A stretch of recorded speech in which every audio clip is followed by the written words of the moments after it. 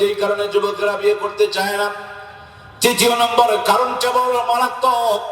এই 3 নম্বর কারণ হলো মোবাইল ফোন। মোবাইল আসার পর থেকে বইয়ের চাহিদা কমে গিয়েছে। এমন অনেক জরিপ এসেছে, বউকে পাশে রেখে দিয়া মোবাইল ঘষাঘষি করে। মোবাইল ঘষতে ঘষতে চোখের নিচে কালো দাগ পড়ে যায়, পাছার প্যান্ট খুলে যায়, বউ পরক্রিয়া করে অন্যের সাথে হাত ধরে চলে যায়। ঘটনা আছে না নাই? মোবাইল ফোন আসার কারণে রাত যত গভীর হয়ে যায়, নেটওয়ার্ক তখন বিজি হয়ে যায়, কানের মধ্যে ইয়ারফোন ঢোকায়া দিয়ে এমন ঘষাঘষি করে একটা ছবি বের হয়ে যায়, কখন যেন যৌবন কুরবানি হয়ে গিয়েছে, ব্যাটারিতে আর চার্জ নাই।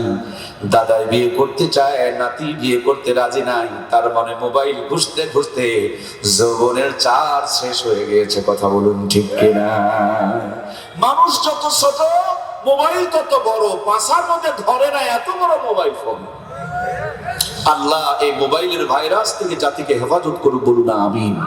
আল্লাহ তুমি আমাদেরকে বেশি বেশি করে, আল্লাহ নবী বলেছেন 3 কাজে দেরি করিও না। তার একটি কাজ হলো, ছেলে মেয়ের যখন বয়স হয়ে যাবে জলদি করে বিয়ে দিয়ে দাও।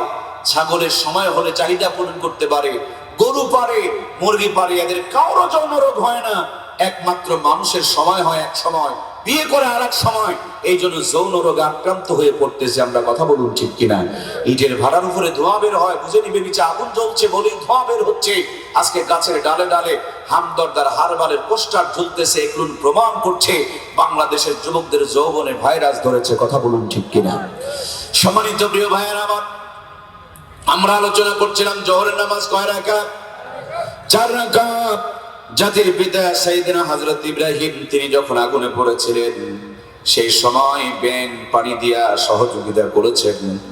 আল্লামা শেখ সাদী রহমাতুল্লাহি আলাইহি বলেন, এখানে আরো একটা প্রাণী ছিল। এই প্রাণীটার নাম হলো হুমা পাখি। সংখ্যাতে খুবই কম, আকাশের বহুত গভীরে থাকে। ঠোঁটের মধ্যে একটু পানি নিয়ে পানিগুলোকে ছিটায় ছিটায় দেয়। আগুন এত তীব্র ছিল, পানি জমিনে পৌঁছার আগেই পুড়ে শেষ হয়ে যেত। ওই পাখিটাকে জিজ্ঞেস করা হলো, এমন করো কেন? বলে, আল্লাহর পয়গম্বরকে বাঁচানোর জন্য। তোমার ঠোঁটের সামান্য পানি দিয়া আল্লাহর পয়গম্বরকে তো বাঁচানো যাবে না। ব্যাঙ বলে, বাঁচবে কিনা এটা আমার সাবজেক্ট না, আমার যতটুকু আমার ক্ষমতা ততটুকু আমি প্রয়োগ করবো, এটাই হলো আমার দায়িত্ব আর কর্তব্য। আল্লামা শেখ সাদী বলেন, হুমা পাখি যদি কোনো মানুষের মাথার উপরে ছায়া দেয়, ওই মানুষটাকে আল্লাহ তাআলা দুনিয়ার মধ্যে রাজা বাদশাহ না হলে তার ওলি বান্দা বানায়া দেয়। আমার প্রিয় ভাইরা, আর একটা প্রাণীর নাম হলো কাকলাস। ডাহিন, খাটাস, গিরগিটি। আপনারা কি বলেন? খাটাস যেটা জঙ্গলায় থাকে, দেখলেই মানুষের মারে না, চুমা খায়, দেখলেই মারে। এই প্রাণীটা আল্লাহর পয়গম্বরকে পোড়ানোর জন্য ফু দিয়েছিল, মতান্তরে খড়ি বহন করেছিল। তার মুখের ফুৎকার দিয়া খড়ি দিয়ে আল্লাহর পয়গম্বরকে পোড়ানো যায় নাই। আল্লাহ তাআলা তার কাদের উপরে অভিশাপ দিয়ে দিয়েছে, লানত দিয়েছে। হজের বেশিরভাগ আমল হলো হযরত ইব্রাহিম এবং ইসমাইল আলাইহিস সালামের স্মৃতি। আল্লাহর কোন বান্দা, আল্লাহর কোন বান্দি নবীর সঙ্গে দুশমনি করার কারণে ওই কাকলাস যেটা ডাহিন যেটা খাটাস, এই জায়গায় কেউ যদি মারতে পারে, আল্লাহ একটা কবুল হজের সওয়াব তার আমলনামায় দান করে দেয়। এমনি দিনে যদি মারে, হজের সওয়াব দান করে। আর শুক্রবারের দিনে যদি মারে, আমার আল্লাহ তাআলা হজের সঙ্গে একটা ওমরার সওয়াব দান করে দেয়। জোরে বলেন না সুবহানাল্লাহ। এখানে মাসালা বের হয়ে আসলো প্রিয় ভাইরা আমার, জীবনের প্রত্যেকটা ক্ষেত্রে কোরআনের পক্ষে, মাদ্রাসার পক্ষে, মসজিদের পক্ষে, আলেমদের পক্ষে, পক্ষে আর বিপক্ষের যদি মাসআলা আসে, আমরা ব্যাঙের ভূমিকায় থাকবো, আমরা হুমা পাখির ভূমিকায় থাকবো, কাকলাসের ভূমিকায় গিয়ে কোনোদিন বিরোধিতা করব? কারা কারা ব্যাঙের ভূমিকায়, হুমা পাখির ভূমিকায় থাকবো? আল্লাহর কাছে 2টা হাত দেখায়, লিল্লাহি তাকবীর। হাতগুলো এভাবে নাড়া দেন, আর শাজিম থেকে আমার রব দেখছেন। আলো বাতাস সাক্ষী হয়ে থাকতেছে, মদিনা রওজায় আল্লাহর হাবিবকে দেখানো হচ্ছে। ওগো রব, এই জমিনে সামিয়ানা ডান কাঁধ আর বাম কাঁধের ফেরেশতা আমাদের হাতের ছবিগুলো তুলে তুলে রাখতেছে। মদিনা রওজায় আল্লাহর হাবিবকে তুমি দেখায় দাও, তোমার কাছে তুমি সাক্ষী বানায় রেখে দাও। আমরা কোরআনের পক্ষে থাকতে চাই, তুমি আমাদের হাতগুলোকে কোরআনের পক্ষে কবুল করে নাও, বলি আমিন। আমার ভাইরা, হাতগুলো নামান। সামনে নির্বাচন যখন আসবে তখন আপনাদের সামনে একটা কাগজ যাবে, কাগজে এখানে কোরআনের পক্ষে একটা ছবি থাকবে, ওখানে আর একটা পক্ষে থাকবে, এখানে আর একটা থাকবে, ওখানে আমার পক্ষে আর একটা থাকবে। আপনি তসবিহ পড়নেওয়ালা, তাহাজ্জুদ পড়নেওয়ালা, এই ময়দানে হাত উঁচু করে আল্লাহকে দেখিয়েছেন সেই বান্দা কোরআনের পক্ষের সামনে দিয়ে হাত ঘুরাইতে ঘুরাইতে নিয়ে কোরআনের পক্ষে সিল না মেরে যদি আমার পক্ষে সিল মারেন, বলুন তো দেখি আপনি ইমানদার না মুনাফিক? সবাইকে বলতে হবে ইমানদার না মুনাফিক? সুতরাং আমার পক্ষে বড় না কোরআনের পক্ষ বড়? যতদিন বেঁচে আছে আমরা কোরআনের পক্ষেই থাকবো ইনশাআল্লাহ। কোরআন বাদ দিয়া মুসলমানের হাত কোনোদিন অন্য জায়গাতে সাপোর্ট করতে পারে?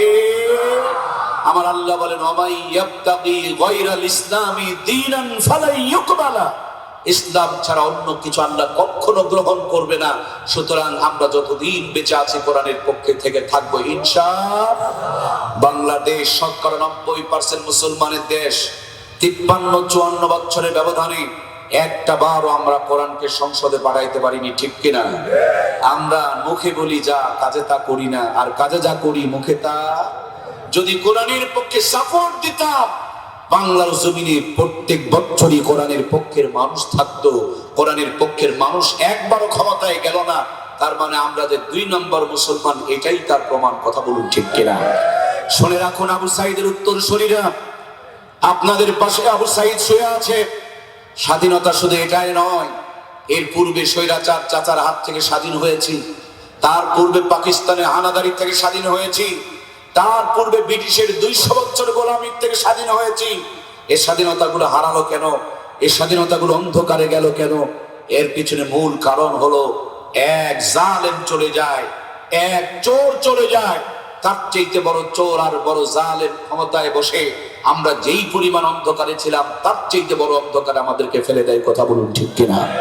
সুতরাং আগামী দিনে রাষ্ট্রপতির চেয়ার থেকে নিয়ে মেম্বারের চেয়ার পর্যন্ত কোরআন সুন্নাহর আদর্শের মানুষগুলোকে যদি আমরা বসাইতে না পারি, আমরা যেই পরিমাণ অন্ধকারে ছিলাম তার চাইতে মহা অন্ধকারে পড়ে যাব, ঠিক কিনা? সুতরাং আগামী দিন কোরআনের দিন, আগামী দিন ইসলামের দিন, আগামী দিন হলো দাড়ি টুপিওয়ালার দিন, আগামী দিন হলো মুসলমানের দিন। কারণ মুসলমানের রক্তের বিনিময় এদেশের নতুন স্বাধীনতা এসেছে। কথা বলুন ঠিক কিনা? আমরা দেখতে পাচ্ছি, আমরা শুনতে পাচ্ছি যে চোরগুলো চলে গিয়েছে, নতুন করে আবার সেই চোরের পক্ষে অনেকে আওয়াজ তুলেছে। আল্লাহ চোর মুক্ত বাংলাদেশ দান করুন, বলুন আমিন। আপনারা জানেন মিজানুর রহমান আজহারি তিনি বলছিলেন যে এক চোর গেছে, আর এক চোর যেন প্রস্তুতি নিচ্ছে। অনেক ভাইয়ের জ্বলে উঠছে, কেন জ্বললো ভাই? আমরা তো চোর চাই না। কেউ কি চোর চাই? তো উনি চোরের বিপক্ষে বলেছে, আপনার জ্বললো কেন? ঘরের মধ্যে কে গো? উত্তর আসতেছে, আমি কলা খাইনি। কথা কি বোঝা যাচ্ছে? ওনাকে কি জিজ্ঞেস করা হয়েছে তুমি কলা খেয়েছো কিনা? ঘরের মধ্যে শব্দ পাওয়া যাচ্ছে, সন্দেহ করেছে যে হয়তো বা কেউ কলা চুরি করতেছে। মালিক জিজ্ঞেস করছে, ঘরে কে গো? ভিতর থেকে উত্তর আসতেছে, আমি কলা খাইনি। তার মানে উনি যে কলা খেয়েছেন এখানে কোনো বুঝতে আর বাকি। এক বেচারি তুলার গুদাম চুরি হয়ে যাচ্ছে। বাদশাকে বলা হলো একটা সিসি ক্যামেরা লাগাও, চোর ধরা যাবে। কাজের ব্যস্ততায় সিসি ক্যামেরা লাগাইতে পারেনি, গুদাম লুট হয়ে গেল। পরের দিন রাজদরবারে খবর দেওয়া হলো, আপনার তুলার গুদাম লুট। তো বাদশাহ একটু চালাক মানুষ ছিলেন, তিনি বলেন, ওগো চোর, চুরি যে করেছো মাথাটা তো ঝেড়ে ঝুড়ে আসবা। চোর বেচারি ওই মানুষের ভিতরেই মাথা ঝাড়তে শুরু করে দিয়েছে। সুবহানাল্লাহ বলবেন না?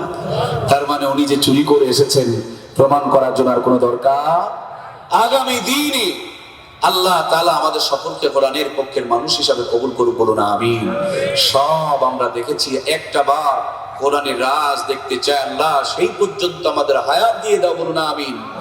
কোন একদিন এদেশের আকাশে কালেমার পতাকা দুলবে, সেদিন সবাই খোদাই বিধান পে দুঃখ বেদনা ভুলবে। একাকিনী রমণী নির্জন পথে যাবে, কোনো জন কটু কথা কবে না, কোনো জন কোনোখানে সম্পদের মহে খুন আর রাহাজানি হবে না। সেদিন তো আর নই বেশি দূরে, আর কিছু পথ গেলে মিলবে, সেদিন সবাই খোদাই বিধান পে দুঃখ বেদনা ভুলবে। জোরে বলুন মারহাবা। আমার প্রিয় ভাইয়েরা, আমি আলোচনা করছিলাম জোহরের নামাজ কয় রাকাত মনে কি আছে? 4 রাকাত। আল্লাহর প্রিয় পয়গম্বর হযরত ইব্রাহিম আলাইহিস সালাম 40 দিন পর্যন্ত আগুনের ভিতরে ছিলেন। 40 দিন পর যখন তিনি আগুনের ভিতর থেকে বের হয়ে আসতেছেন, নমরুদের মেজাজ বড় খারাপ। নমরুদ বললেন, ও ইব্রাহিম, আমি তোমার সঙ্গে পারলাম না, কিন্তু তোমার আল্লাহরে ছাড়বো না। আল্লাহর পয়গম্বর বললেন, যদি পারো আমার আল্লাহর সাথে মোকাবিলা করো, আমার কোনো আপত্তি নাই। আল্লাহর দুশমন আদুবুল্লাহ সাদা একটা হাতির পিঠে চড়ে হাতের মধ্যে তীর ধনুক লইয়া আসমানের দিকে তীরখানা যখন ছেড়ে দিয়েছে, আমার আল্লাহ তাআলা ডাকতে বলে, জিবরিলে নমরুদের হাতের তীরটা ধরে নে, তীরের মাথার মধ্যে মাছের রক্ত ভরায়া দে। আমার রংপুরের ভাইয়েরা, মরা হাঁস মুরগি খাওয়া কি জায়েজ আছে? মরা হাঁস মুরগি খাওয়া জায়েজ নাই, কিন্তু মরা মাছ কোন দিন থেকে খাওয়া জায়েজ হয়েছে? আল্লাহ তাআলা ডাকতে বলে, ও জিবরাইল, এই তীরের মাথায় মাছের রক্ত ভরিয়ে দাও, কিয়ামত পর্যন্ত আলো আলাপ বনি আদম আমার সন্তানদের জন্য, আমার বান্দা বান্দির জন্য মরা মাছগুলোকেও তুমি হালাল বানিয়ে দাও। তীরের মাথায় রক্ত ভরে তীরখানা যখন জমিনে ফিরেছে, নমরুদ তো মনে মনে ভাবছে আমার আল্লাহ তাআলা মরে গিয়েছে। জোরে বলুন নাউজুবিল্লাহ। লোকটা ছিল ধুতি ভরা, নাচের তালে তালে ধুতি খুলে গিয়েছে, তারপরে কোনো খবর নাই। মাঝে মাঝে আমরাও দেখতে পাই বিভিন্ন দিবসের নাম দিয়া ন্যাংটা ডান্স চলে। এই গানগুলো ড্যান্সগুলো বাংলার জমিনে আর চলতে দেওয়া হবে না, ঠিক কিনা? কখনো শুনি Nungi dance, Nungi dance, Nungi dance, আবার কখনো শোনা যায় বোরখা ড্যান্স, বোরখা ড্যান্স, বোরখা ড্যান্স। আবার মাঝে মাঝে মেলা লাগায়া রাত যত গভীর হয়ে যায়, তখন মঞ্চের মধ্যে শুরু হয়ে যায় ন্যাংটা ড্যান্স, ন্যাংটা ড্যান্স, ন্যাংটা ড্যান্স। যেই জমিনে ন্যাংটামি চলে, ওই জমিনে আল্লাহ রহমত আর বরকত আশা করা যায় না, ঠিক কিনা? সম্মানিত প্রিয় ভাইয়েরা আমার, 40 দিন পর আল্লাহ পয়গম্বর যখন বের হয়ে আসতেছে, নমরুদ তো মনের একবারে জ্বালা মিটানোর জন্য উপরে তীর মেরেছে। আল্লাহ তাআলা তীরের মাথায় রক্ত ভরিয়ে তীরটা জমিনে ফিরিয়ে দিয়েছে। আল্লাহর দুশমন ভেবেছেন আল্লাহ মরে গিয়েছে, নাচতে নাচতে তো একবারে পাগল হয়ে গিয়েছে। বলে জিবরিল, একটা ন্যাংরা মশা লইয়া নমরুদের নাকের ভিতরে ঢুকায় দাও। মাথায় ঢুকছে মশা। নমরুদ কয়, তোমরা এখন আমারে বসা, কে আর কি দিয়া বসাবে? তখনকার জামানার মানুষদের পা ছিল বড়, পায়ের মধ্যে খরম তারা ব্যবহার করতো, চামড়া স্যান্ডেল বাটার জুতা ছিল না। খরম কে কে দেখেছেন? একটু হাত তুলে দেখান তো দেখি। আমিও দেখেছি খরম। মাঝখানে একটা গিট্টু লাগা থাকে, সেগুন কাঠ, শাল কাঠের লম্বা লম্বা খরম।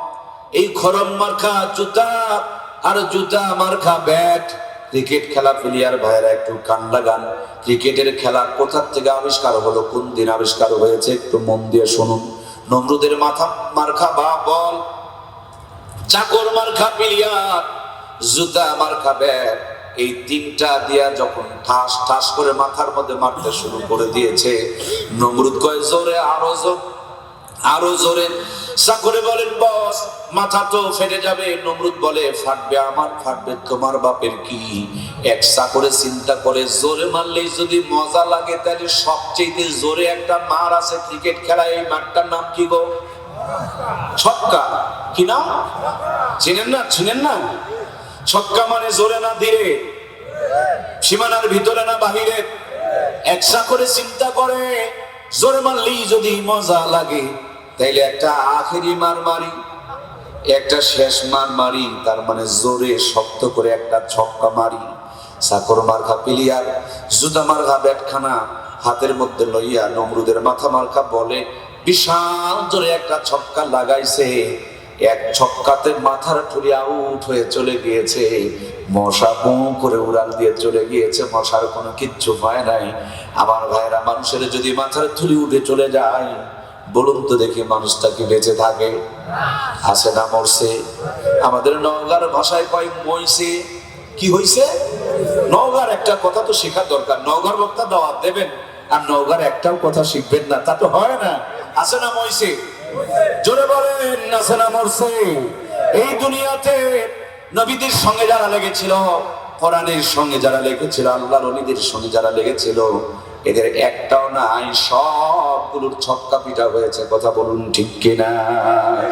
আগামী দিনে যারা নবীদের সঙ্গে লাগবে, ওলিদের সঙ্গে লাগবে, আল্লাহ ওয়ালাদের সঙ্গে লাগবে, নবীর উত্তরসূরিদের সাথে যারা লাগবে, এদের কপালে ছক্কা পিটা আছে না নাই? সুতরাং দেখে শিক্ষা নেওয়ার দরকার আছে না নাই? আমার প্রিয় ভাইরা, জোহরের 4 রাকাত নামাজ, এটি হলো জাতির পিতা সাইয়েদনা হযরত ইব্রাহিমের স্মৃতি। তিনি যখন আগুনের ভিতরে পড়েন, মুহূর্তের মধ্যে দড়ি রশি বাঁধনগুলো পুড়ে গিয়েছিল, তার একটা পশম পর্যন্ত পড়ে নাই। আগুনের ভিতরে দাঁড়ায়া দাঁড়ায়া 4 রাকাত নামাজ আদায় করেছিলেন। আমার আল্লাহর কাছে এই নামাজের দৃশ্যটা বড় ভালো লেগেছিল। ইব্রাহিম আলাইহিস সালামের উম্মতের জন্য 1 ওয়াক্ত নামাজ ছিল। কয় ওয়াক্ত? দয়া করে বলতে হবে, কয় ওয়াক্ত? 1 ওয়াক্ত, মাত্র 4 রাকাত নামাজ ফরজ ছিল। নবী আমার মেরাজে গিয়া ইব্রাহিম আলাইহিস সালামের লম্বা জিন্দেগি দেখে মনে মনে আফসোস করছিলেন, ওগো আমার রব, আমার উম্মতগুলো যদি ইব্রাহিম আলাইহিস সালামের জিন্দেগি বরাবর হায়াত পেত, অনেক বেশি নেকি আর সওয়াব কামাই করার সুযোগ পেয়ে যেত। আল্লাহ তাআলা ডাকতে বলে, পয়গম্বর, তোমাকে আর তোমার উম্মতকে আমি লম্বা হায়াত দেই নাই, তোমার উম্মতের জন্য জোহরের 4 রাকাত নামাজ জাতির পিতা ইব্রাহিমের স্মৃতি থেকে দান করে দিলাম। উম্মতকে বলে দিও, কষ্ট করে জোহরের 4 রাকাত নামাজ যদি আদায় করতে পারে, জোহরের 4 রাকাত নামাজের বিনিময় জাতির পিতা ইব্রাহিম আলাইহিস সালামের জিন্দেগি বরাবর সওয়াব দান করে দিবেন কে? ফজরের 2 রাকাত নামাজ আদি পিতা, জোহরের 4 রাকাত নামাজ জাতির পিতা, সামনে রয়েছে আসরের 4 রাকাত নামাজ। এটি হলো হযরতে মূসা কালিমুল্লাহ। কোরআনুল কারীমের ভিতরে 25 জন নবীর নাম এসেছে, সবচেয়ে বেশি হযরতে মূসা কালিমুল্লাহর নাম এসেছে। তিনি বড় মজলুম নবী ছিলেন, তিনি বড় নির্যাতিত নবী ছিলেন। আরে নবী দুনিয়াতে আসবে, তার জন্য মিলামেশা বন্ধ করে দিয়েছে। ছোট্ট সন্তান জন্ম হলেই তাদেরকে মেরে ফেলা শুরু হয়েছে। মায়ের সন্তানকে রাখতে না পেরে নদীর পানিতে ভাসায় দিয়েছে। আল্লাহর কি কুদরত! উজান থেকে ভাটির দিকে না যায়, ভাটির দিক থেকে উজান দিকে এসেছে। যেই জালেম সন্তান মারতে শুরু করেছে, তার ঘরে আল্লাহ তাআলা লালন পালন করেছে। একটা পর্যায়ে যখন সে আনা রব্বুকুমুল আলা বলে ফেরাউন নিজেকে রব দাবি করেছে, মূসা আলাইহিস সালামকে আল্লাহ তাআলা তার সামনে পাঠিয়ে দিয়েছে। এক পর্যায়ে আল্লাহর পয়গম্বর মূসা আলাইহিস সালাম এবং তার দলবলকে মেরে ফেলে দেওয়ার জন্য ফেরাউন পিছনে পিছনে যখন ধাওয়া করেছে, দৌড়াইতে দৌড়াইতে নীল নদের মাঝখানে যখন চলে গিয়েছে ফেরাউনের বাহিনী, মূসা আলাইহিস সালামের বাহিনীর সামনে আল্লাহ তাআলা কুদরতি হুকুম করে দিয়েছেন, মুহূর্তের মধ্যে ফেরাউনকে নীল নদের গভীর তলদেশে আল্লাহ তাআলা একবারে তলিয়ে দিয়েছেন, চুবায়া চুবায়া মেরে দিয়েছেন। আল্লাহর দুশমন যত বড়, আল্লাহর শাস্তিগুলো তত ছোট। আবার আর হস্তি বাহিনী গিয়েছে, আল্লাহ ছোট্ট আবাবিল পাখি দিয়ে ধ্বংস করেছে। সুবহানাল্লাহ বলেন। কিছুক্ষণ আগে নমরুদের কথা বললাম। দুনিয়াতে 4 জন বাদশা গোটা দুনিয়ার বাদশাহী করেছিলেন, তার অন্যতম ছিল এই নমরুদ।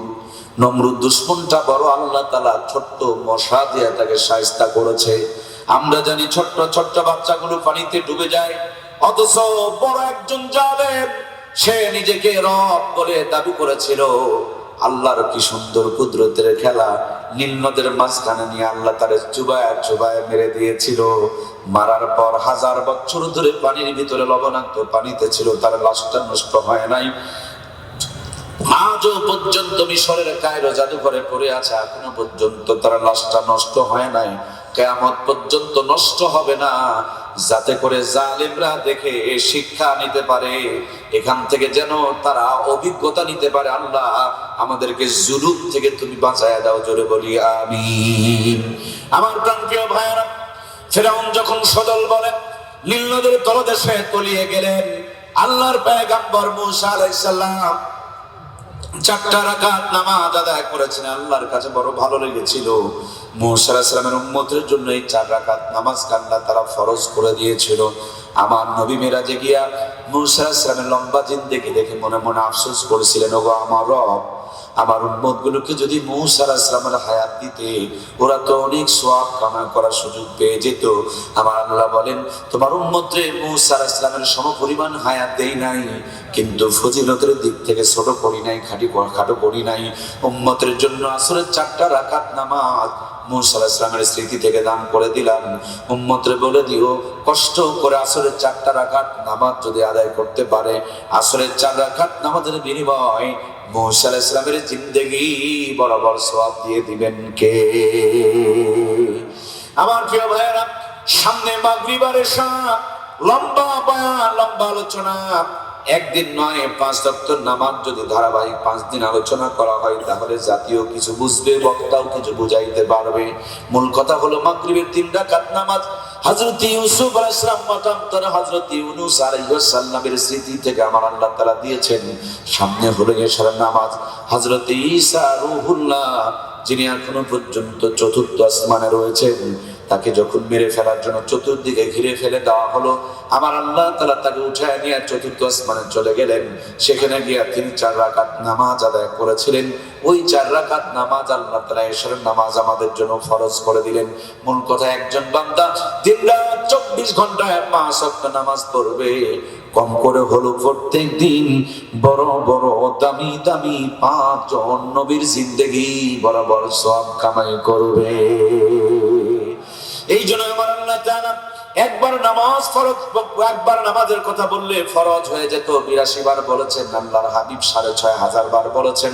সেজদার হালতে দুনিয়াতে এসেছেন, নামাজের কথা বলতে বলতে দুনিয়া থেকে বিদায় নিয়ে চলে গিয়েছেন। দুনিয়ার যত নিয়ামত, সবচেয়ে বড় নিয়ামত হলো নামাজ। এই নামাজে যারা শান্তি পেয়েছে, আযান হলে তাদেরকে দড়ি দিয়ে বেঁধে আটকাইতে পারবেন না। আর নামাজের যারা মজা পায় নাই, তারা মসজিদে ঢুকতে চায় না। নামাজকে ধরো প্রিয় বন্ধুরা আমার, একদিন নামাজ আপনাকে ধরে ফেলবে। যেদিন নামাজ আপনাকে ধরে ফেলবে, এমন ধরা ধরবে আল্লাহর জান্নাত পর্যন্ত পৌঁছায় ছাড়বে। মনে করেন এক ফ্যাক্টরিতে 2 বন্ধু কাজ করেন, হঠাৎ একটা বিপদ সংঘটিত হয়েছে। 2 জনের সমান বিপদ, কিন্তু একজন নামাজি বন্ধু জোহর পড়েছে, আসর পড়েছে, মাগরিব পড়েছে, এশা পড়েছে, তারপরে মনটা হালকা হয় নাই। এবার তাহাজ্জুদে দাঁড়িয়ে গিয়েছে, 2 রাকাত নামাজ পড়ে সিজদায় লুটিয়ে পড়েছে, চোখের পানিগুলো ছেড়ে দিয়েছে। চোখের পানি জমিনে পড়ার আগে নামাজির কলিজাটাকে ঠান্ডা বানিয়ে দেন কে? পক্ষান্তরে বেনামাজির খবর নিয়ে দেখো, চিন্তা টেনশনে একটার পর একটা বিড়ি ধরায়। কি গো, কথা বলেন না কেন? আগরবাতি খানেওয়ালা আছে না নাই?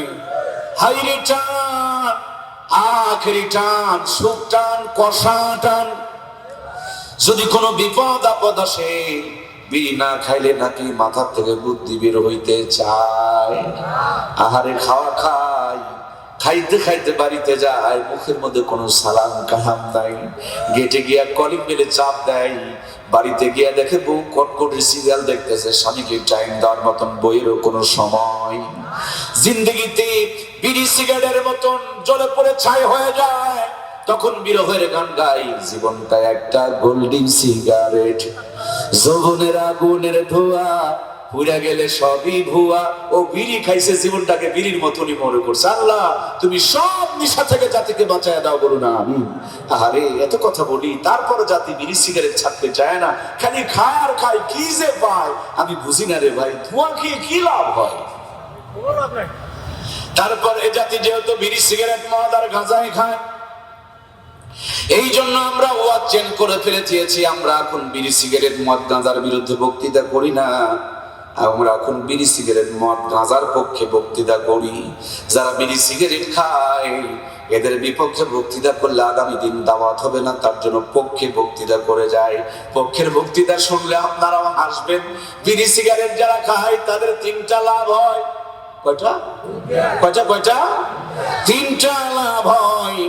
1 নম্বরে লাভ, তাদের বাড়ি চুরি হয় না। এখন বর্তমান অভাব সময় চলতেছে, চুরিদারি বেড়ে গিয়েছে। বিড়ি সিগারেট যারা খাওয়ার মতন খায়, আমি জরিপ করে হিসাব মিলাইছি, তাদের বাড়ি চুরি হওয়ার সম্ভাবনা নাই। 2 নম্বরে আর একটা লাভ হয়, এখন কুকুরের উপদ্রব বেড়ে গিয়েছে, কুত্তা যেখানে সেখানে বেড়ে গিয়েছে। মাঝে মাঝে দেখি রাস্তার মধ্যে গোল মিটিং করতেছে, আর দুষ্ট ছেলেরা বলে, কিরে আওয়ামী লীগ কি তোদের দায়িত্ব দিয়ে গেছে? সেদিন দেখতেছি নিম্ন হলো 150 টাকা। আর গাড়ি দেখলে, ছোট গাড়ি দেখলে যারা পিছনে পিছনে কেন দৌড় মারে, আমি বুঝলাম না কিরে, মাঝে মাঝে আমি কই যে হুজুর আছে, এ তো দেখি মুসারু তাসারুরা হুজুরদের দেখতে পারে না, এখন কি মুসারু তাসারুরা এই কুকুরের ঘাড়ও ভর করলো নাকি? আমি গাড়িতে আছি তার জন্য কি এরা গাড়ির পিছনে পিছনে দৌড়ায় না? আমার ভাইয়ারা, বিড়ি সিগারেট মদ গাঁজা নিশা খেলে তিনটি লাভ হয় না। এক নম্বরে লাভ বললাম, বাড়ি চুরি হয় না, মনে কি আছে? 2 নম্বরে লাভ হলো কুকুরে কামড়ায় না। 3 নম্বরে আর একটা লাভ আছে, বুড়া হয়ে মরা লাগে না। বিড়িখোর ভাইরা তো কান সোজা করে ফেলেছে, এই ওয়াজের ফিনিশিং না দেওয়া পর্যন্ত আমাকে তারা যেতে দেবে না। সুতরাং তাদেরকে টেনশনে রাখতে চায় না, ওদের ফিনিশিংটা আগে টেনে দেব কি? 1 নম্বরে যে না লাভ, বাড়ি চুরি হয় না। 1 নম্বরের লাভটা হলো, আমি জরিপ করে দেখেছি, খাওয়ার মতন যারা খায় অল্প দিনেই তাদের ফুসফুস গুলো নষ্ট হয়ে যায়। রাতের বেলা ঘুমানো তাদের তকদিরে নাই। বিছানায় বসে বসে খুকুর খুকুর করে কাশে, আর বলে যেই কাশে দাদা বললো ওই কাশ এসে আমাকে ধরলো। রাতের বেলা যদি কাশাকাশি করে, বলুন তো দেখি, চোরের কি আর চুরি করার চাঁদ আছে? ছোট্ট চুরি করবে না, করবে না।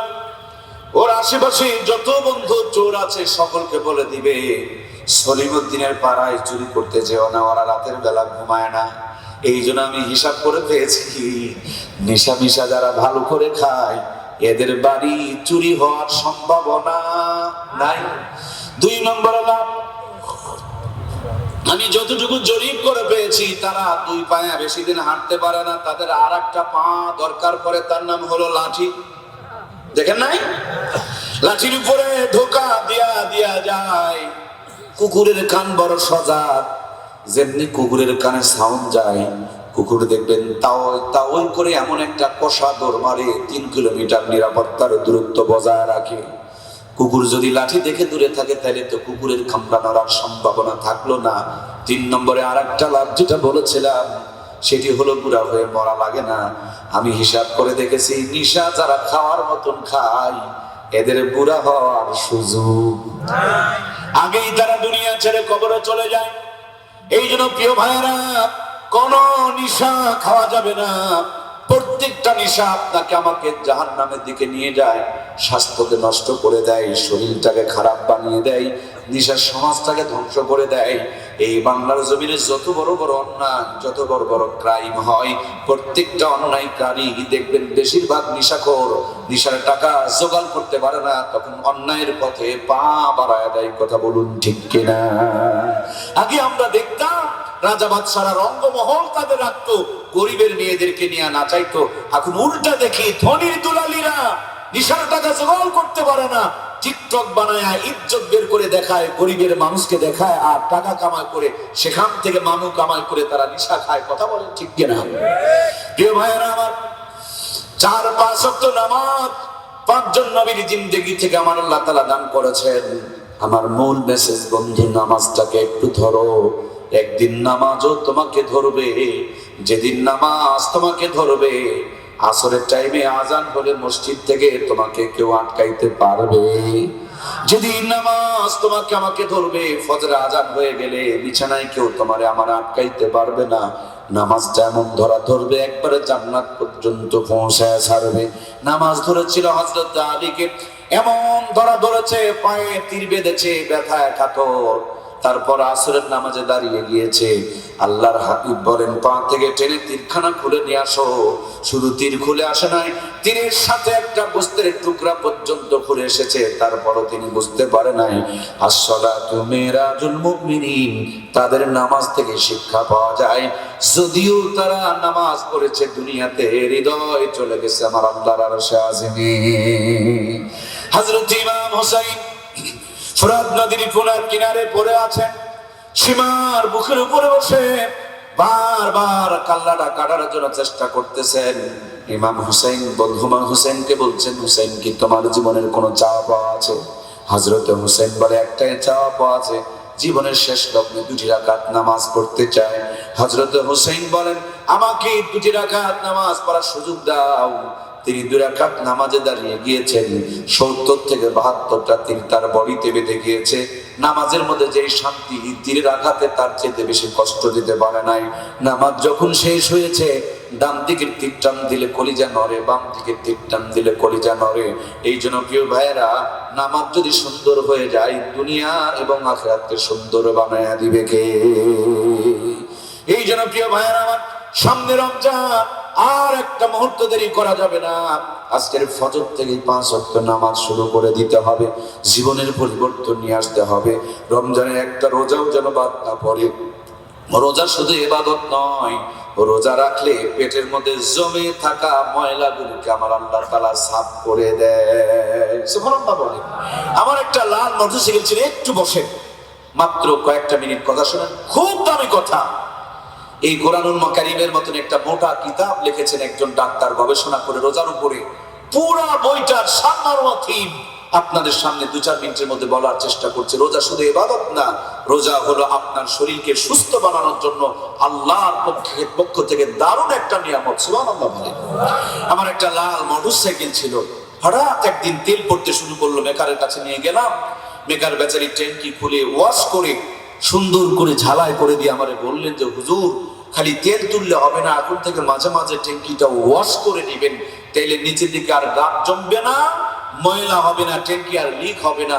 আমি তখন থেকে ট্যাঙ্কিটা ওয়াশ করে দিতাম। আমাদের 3.5 হাত বডিতে পেট নামক আল্লাহ ট্যাঙ্কি দিয়েছেন, আর তেল তোলার জন্য কত রকমের যে খাবার দিয়েছেন। সুবহানাল্লাহ বলেন। আল্লাহ দিলেন নিয়ামত, কিন্তু আমরা বানালাম গজব। কয়েকদিন আগে ফেসবুকে দেখছিলাম, পানির মধ্যে কি যেন মেডিসিন মিশাইছে, আর কলার ঘাউর গুলো ধুয়ে তুলে তুলে একবারে পানির মধ্যে চুবড়াইতেছে। সাদা পানি চুবড়ায় আর তোলে, আর ট্রাকের মধ্যে লোড করে। আহারে, মেডিসিনের জামানা। এখান থেকে লোড করে কাঁচা, ঢাকা যেতেই কলা হয়ে যায় পাকা। কি রংপুরের ভাইরা, ঢাকায় কি কোনোদিন কাঁচা কলা দেখেছেন? জিন্দেগিতে দেখবেন না। এখানে এমন মাল মারা হয়, লোড হয় কাঁচা, ঢাকা যেতেই পাকা। কলাওয়ালা সারাদিন কলা বিক্রি করে, জিন্দেগিতে একটা কলাও তাকে খেতে দেখবেন। নাতি নাতি গড়াগড়ি যদি করে, কলা কলা বলে মরে গেলেও কলা খাওয়ায় না, জানি যে এটা খেলে ক্যান্সারও হতে পারে। সারাদিন কলা বিক্রি করে উনি কিনেন আপেল, আর আপেলওয়ালা তারাও জানে উন্নতি হয়েছে। আগে আপেলের দোকানে, ফলের দোকানে পোকা পাওয়া যেত, এখন ফলের দোকানে কোনো পোকা আর মাছি খুঁজে পাওয়া যায়। কি উন্নতি হয়েছে একবার কি খেয়াল করে দেখেছেন? আপেল পাড়ার আগে একবার ফরমালিন মারে, ফেরে বিছিয়ে আর একবার মারে, প্যাকেটিং করে আর একবার মারে, দোকানে সাজিয়ে আর একবার মারে।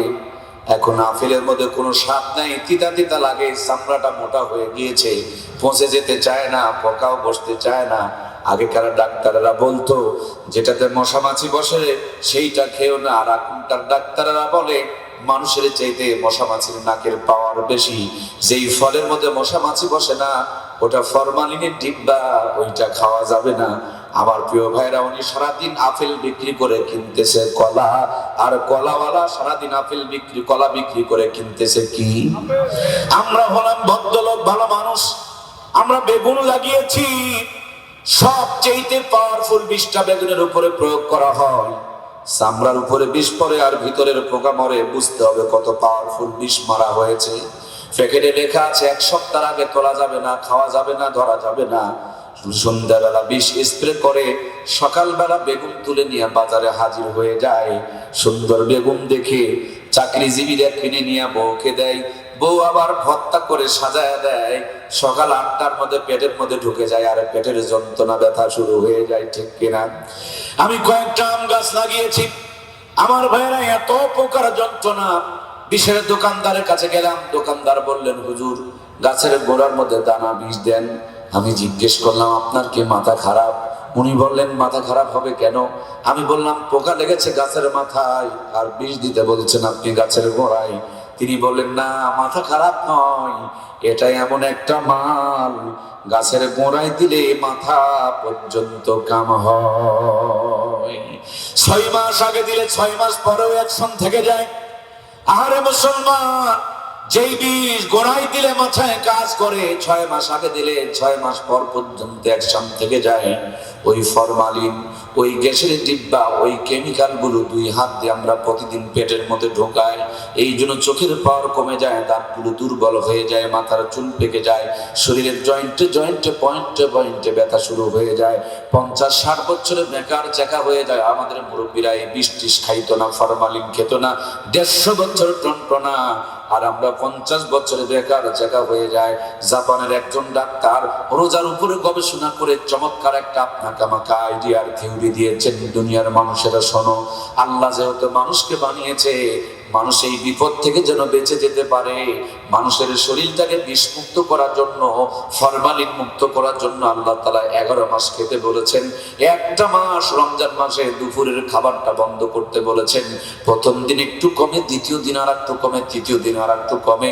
এইভাবে 11 মাসে একটা মানুষের বডিতে যেই পরিমাণ ফরমালিন আর বিষ ঢুকতে পারে, একটা মাস কেউ যদি সুন্দর করে রোজা রাখে, 1 মাস রোজা রাখার কারণে 11 মাসের জমে থাকা ফরমালিন আর বিষ গুলোকে আল্লাহ তাআলা শরীর থেকে রিমুভ করে দেয়। সুবহানাল্লাহ। হয়নি? জোরে বলুন সুবহানাল্লাহ। আমাদের জয়পুরহাটে 5 বিবি নামক একটা থানা আছে, নাম শুনেছেন আপনারা? সেখানে একটা হোটেল আছে।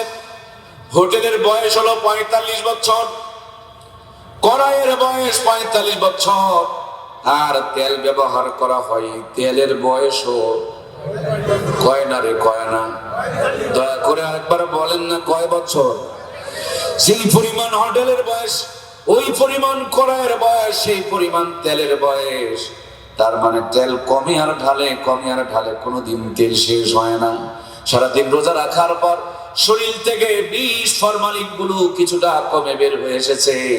আর সন্ধ্যাবেলা 45 বছরের মুরব্বি তেল দিয়া পেঁয়াজি ভাজা হয়েছে, ওই পেঁয়াজি নিয়ে করমর করে খেতে বসেছে। মানে এতটুকু কমে আর এতগুলো পেটের মধ্যে ঢুকায়। এই জন্য রোজা রেখে আমাদের ভালো কাম হয় না। এমন গাজে রুকুতে সেজদাতে গেলে একবারে মুখ দিয়ে গড় গড় করে বের হতে চায়। এই জন্য আমাদের কোনো লাভ হতে চায় না। আল্লাহর হুকুম, নবীর বিধান যদি মানতে পারি, প্রত্যেকটা আমলের মধ্যে কল্যাণ, রহমত আর বরকত দিয়ে আমার আল্লাহ তাআলা ভরপুর রেখেছেন। ঠিক কিনা? আমার প্রিয় ভাইরা, আজকে নামাজ নিয়ে আমরা আলোচনা করলাম। ফজরের নামাজ যদি কাজা হয়ে যায়, লাভের চাইতে লস বেশি হয়ে যাবে। আপনাদের চাইতে আমার আল্লাহ তাআলা আমাকে বেশি গুতান বসান দিবে। ওয়াজ শোনাইছো, কিন্তু ফজরের নামাজ পড়ার জন্য তো তোমার মুসল্লিরা সুযোগ পায় নাই। সুতরাং বন্ধুরা, আমার ওয়াজ শোনার মধ্যে কোনো কামিয়াবি ফায়দা নাই। আজকের ফজর থেকে 5 ওয়াক্ত নামাজ কারা কারা শুরু করব, একটু নিয়ত করে 2খানা হাত তুলে আমার আল্লাহকে দেখাই। লিল্লাহি তাকবীর। হাত তুলে এভাবে একটু